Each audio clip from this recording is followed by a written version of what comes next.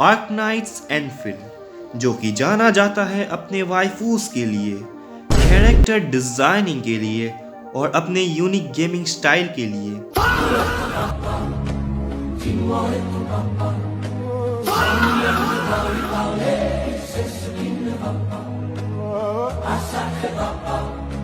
लेकिन सबसे बड़ी प्रॉब्लम यह है कि हमें इसकी स्टोरी जानने में बहुत ही दिक्कत होती है। मैं आज इसकी स्टोरी को एक्सप्लेन करने वाला हूँ for the beginners.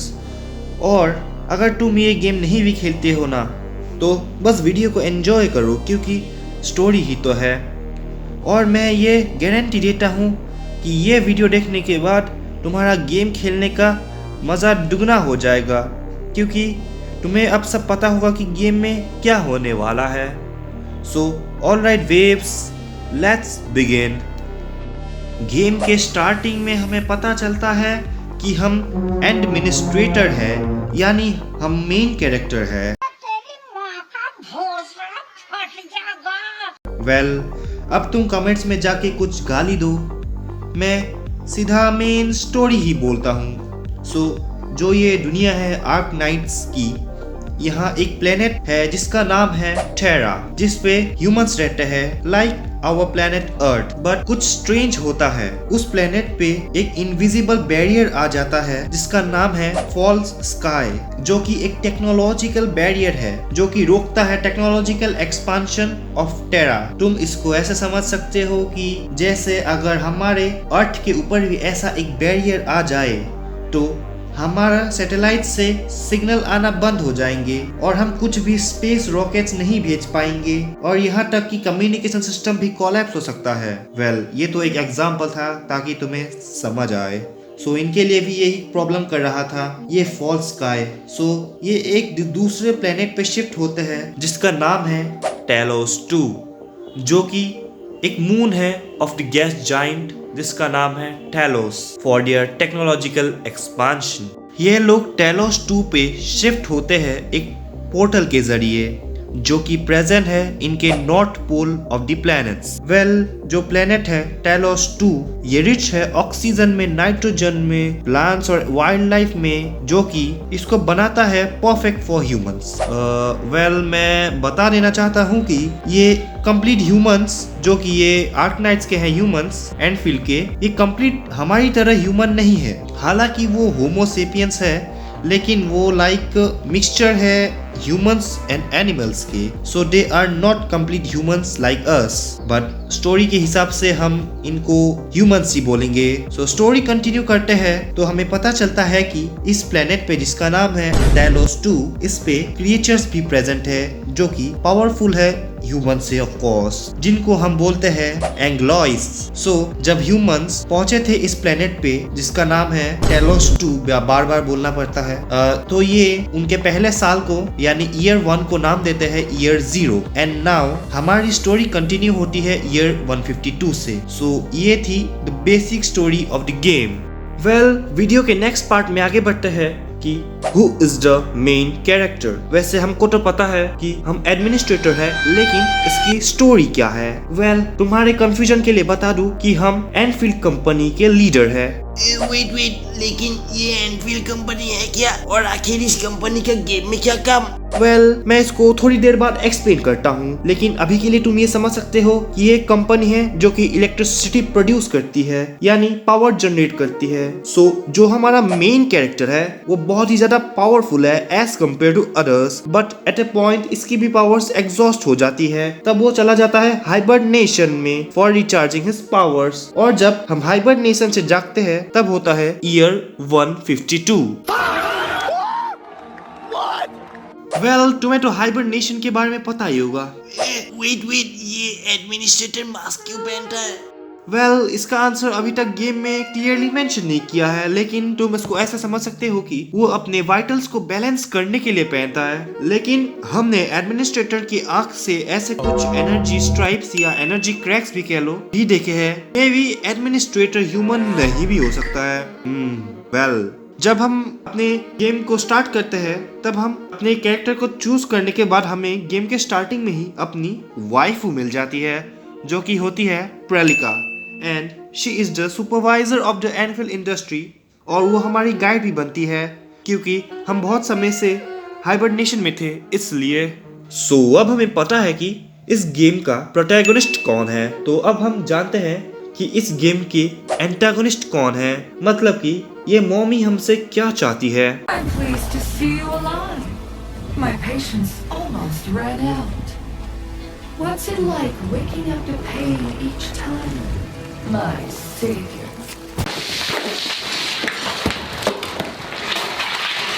At first है एंग्लॉइड्स, जो कि है मिस्टीरियस क्रिएचर्स जिनके बारे में मैं पहले भी बता चुका हूँ तुम्हें, जो कि बनते हैं इन स्ट्रक्चर्स से जिनका नाम है एंकर्स। नाउ दूसरे थ्रेट के बारे में जानते हैं जो कि है ब्लाइट्स, और अगर इनके बारे में मैं तुम्हें बताऊं तो तुम्हारा दिमाग बिल्कुल कुक हो जाएगा। हाँ, बिल्कुल कुक, क्योंकि इनको समझने के लिए तुम्हें पहले जानना पड़ेगा ईथर साइट्स के बारे में, जो कि बहुत डिफिकल्ट है समझाना।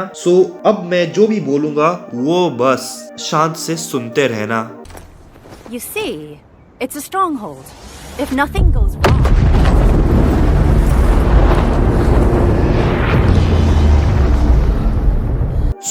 ये ईथर साइट एक पैरेलल यूनिवर्स है ऑफ टेलोस 2, जो कि बहुत ही डेंजरस है और वो ओवरलैप करती है हमारे रियल दुनिया में, जिससे बनते हैं ब्लाइट्स, जो कि मिस्टीरियस फिनोमिनन है। तुम इसको ऐसा समझ सकते हो कि ये पूरे एक एरिया को डिस्ट्रॉय कर सकते हैं, इनमें इतनी ताकत होती है, और ये एंग्लॉय से भी बहुत ही पावरफुल होती है। इनको पावर्स मिलती है ईथर साइट से। बस अब इससे ज्यादा सिंपल तरीके से तुम्हें कोई नहीं समझाने वाला यूट्यूब पे। Let him cook now. Let him cook. I said let him cook.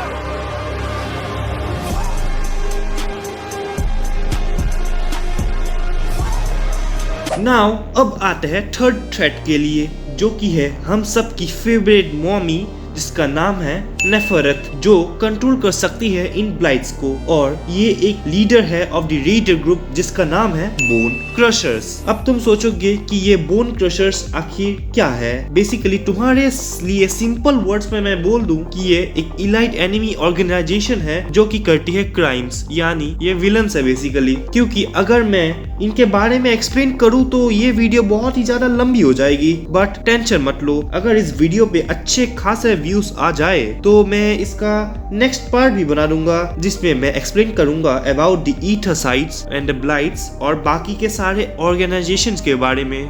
तो अब स्टोरी को शिफ्ट करते हैं हमारे प्लेनेट टेरा की ओर, जहाँ पे रहते हैं ह्यूमंस एक पर्टिकुलर जोन में जिसको बोलते हैं सिविलाइजेशन बैंड, क्योंकि फॉल्स स्काई की वजह से हमारा प्लेनेट भी सेफ नहीं रह चुका है। ये सिविलाइजेशन बैंड को गवर्न करती है अलग अलग ऑर्गेनाइजेशंस, लेकिन मैं इस वीडियो में सिर्फ कुछ ही इंपॉर्टेंट ऑर्गेनाइजेशंस के बारे में बोलूंगा ताकि तुम्हारा दिमाग कुक ना हो। सो फर्स्ट है एनफील्ड इंडस्ट्रीज। ये एक कंपनी है, मेजरली काम करती है एनर्जी प्रोडक्शन में, और ये काम करती है expeditions of the frontiers of Telos 2। मतलब इन्होंने ठेका लेके रखा है टेलोस 2 को हैबिटेबल बनाने के लिए for the humans. Now second है UWST, जो कि एक यूनियन है of the self govern workers के लिए। थर्ड है TGCC, जो कि कंट्रोल करती है resource trade and commerce of the economy. Fourth है होंगशा एकेडमी ऑफ साइंस, जो कि संभालती है scientific progress and the food production. Fifth है order of the steel oath, जो कि एक ऑर्गेनाइजेशन है ऑफ इलाइट फोर्सेस जो कि फाइट करती है अगेंस्ट एंग्लॉयज। सिक्स्थ है रूट्स आइलैंड, जो कि बेसिकली प्री मिलिट्री ऑर्गेनाइजेशन है, मतलब ये एक मेडिकल विभाग